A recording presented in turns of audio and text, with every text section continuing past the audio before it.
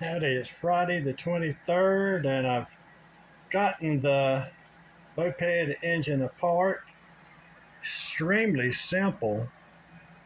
That is it. Just two gears.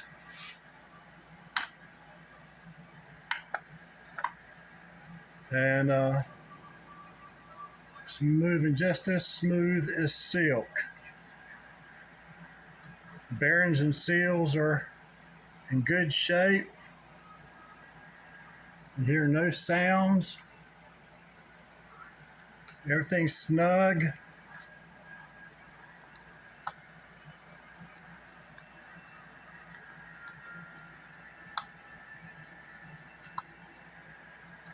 So I don't know. If everything looks good on the inside, I'm going to put it back together and see what happens.